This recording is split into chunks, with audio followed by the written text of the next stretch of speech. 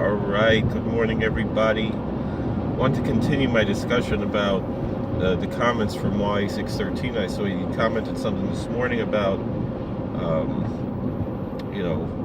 how thankful he was for my comments. And I have a few more points that I really think are very important to bring out and are very controversial. People are probably going to be very upset at me for saying this, but the fact of the matter is, and perhaps rightfully so, perhaps I shouldn't be saying this, and I'm nobody to be saying these types of things. But the fact of the matter is that a lot of aspects of the truth have to come out of what is, different aspects of halacha. Now, I myself,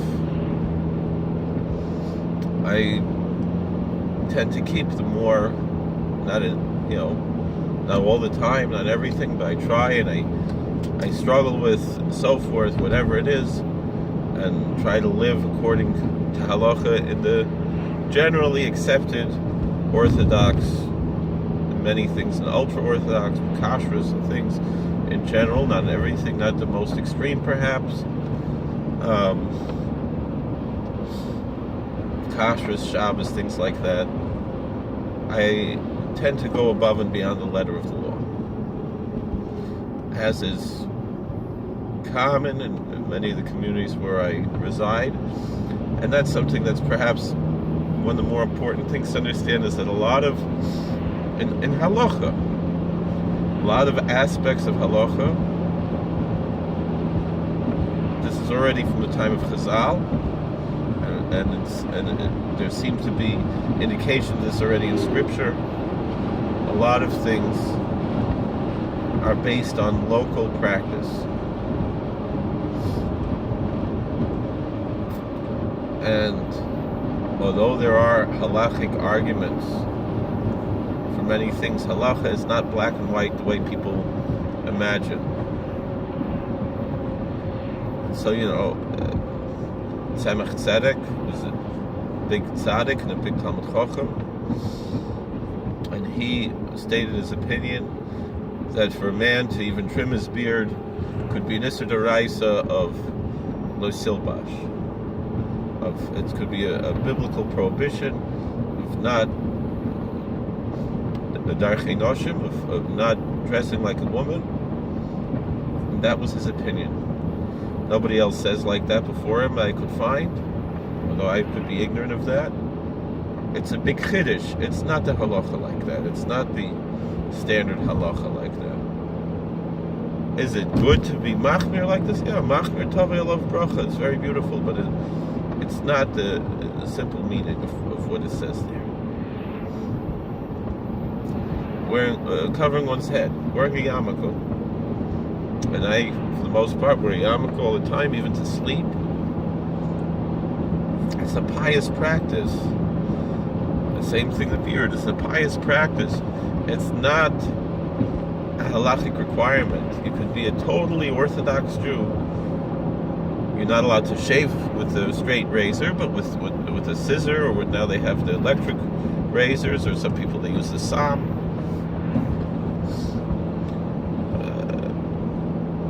But the thing is, if you're part of a particular community where everybody has a beard and everyone wears a hat and everyone wears payas, that's part of being part of the community. It's not necessarily a halachic issue, but it more of a cultural issue that has some religious content to it. These are particular acts of piety. But for sure, to go around without the head covered and so forth in some of these communities, you're insulting the community. You're causing machlokas, which is also, like you're not allowed to make machlokas. Not allowed to make strife and arguments. Not allowed to be like Korach. And so when you're in a particular community, you should follow the dictates of that community. But that doesn't mean that that's what every Jew everywhere in the world has to do, like what that community does. That's ridiculous. Nobody. I mean, I know of certain communities they believe like that. And it tends to be the more modern communities that tend to believe that their way is the true way.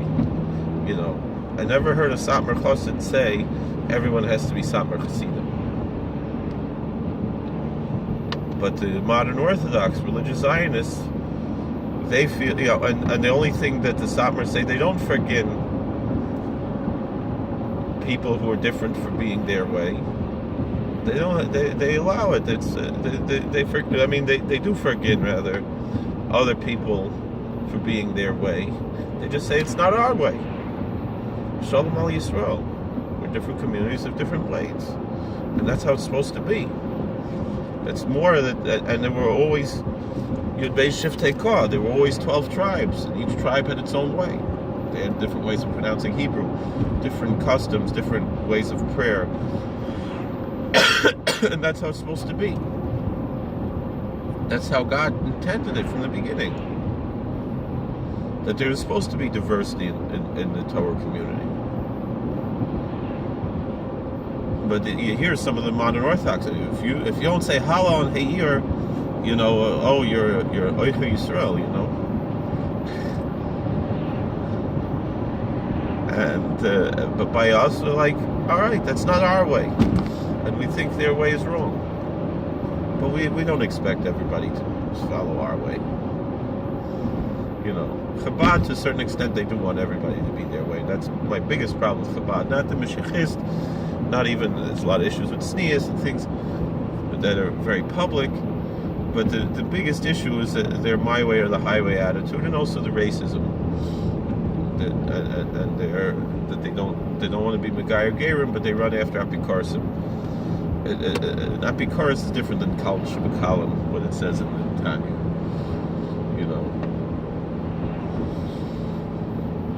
Kal Shebakalim is Kal Shebakalim. It's not a koifer baker.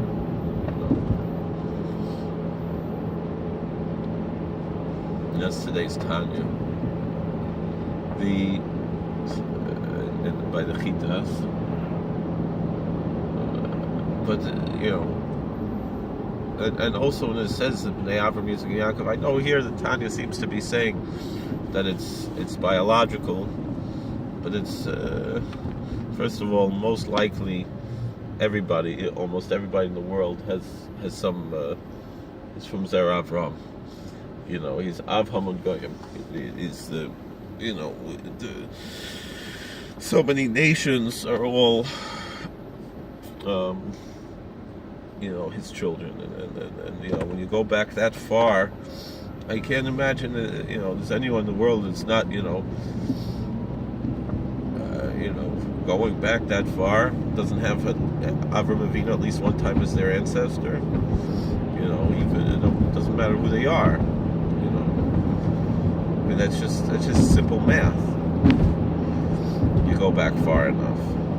All right, probably not everybody, but a lot of people.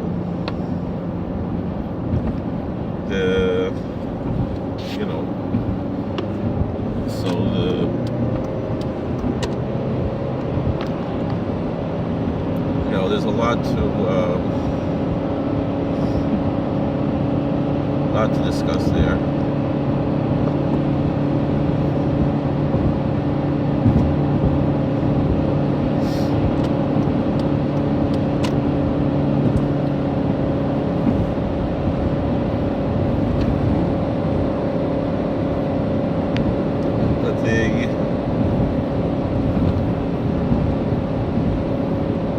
That's not really, I'm not here to talk about Chabad and their ideology and their racism and things like that, but my point is that the whole point I'm talking about here is that not everybody has to be the same way. It's unfortunate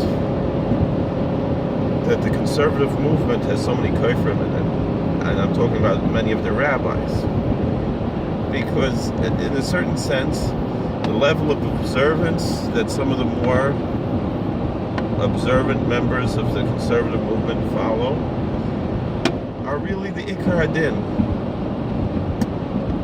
The problem is you have among them, you have some Orthodox rabbis who take conservative stellars, but unfortunately more and more, but not so ehrlich, but the thing is, talk about issues like electricity on Shabbos.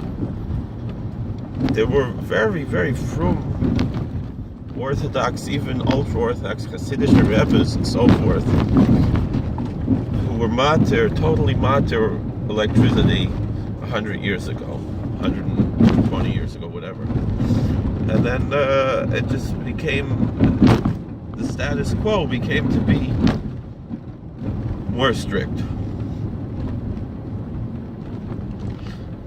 And even to the point where now if someone is like a little bit, trying to find a way that's halachically tenable and so forth, they already chutz l'machane, because it's not normative.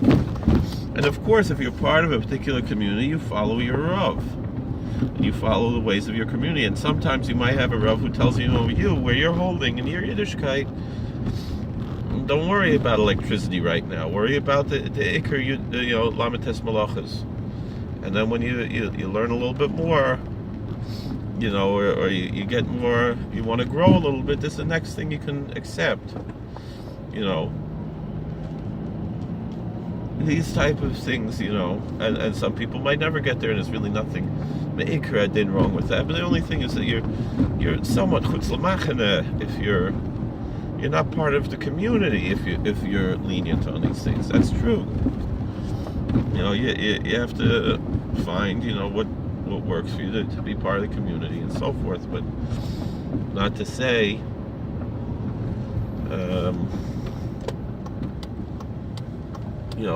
it's my way or the highway attitude, that if you're not doing things this way, you're you're a sinner. No, it's not. You're not a sinner if you use electricity on Shabbos. It's just not the normative thing in our communities. It's time for me to go. Certain other things, kashrus, you want to be a little bit makel on kashrus. The main thing is kosher meat and wine, grape juice. Those are the main things. Just about everything else, you can find some kind of heter for. Now, is it something I would do? No, I'm a Chassidish Yid, we're a Shtraima, I'm keeping Chol Yisrael. I'm keeping Pas Yisrael. But I know certain people won't drink Coca-Cola with just OU. They want Maim Chaim. I like the Maim Chaim better, but I'll drink with the OU. But really, if you could drink without the OU also, you could drink soda. Just is that the practice in your community? Each community is different. The many very frum communities, they hold like that. You have to know what you're doing. You have to know what you're dealing with. Thank you for watching. God bless. Please like, share, and subscribe. Comment. We'll see you later.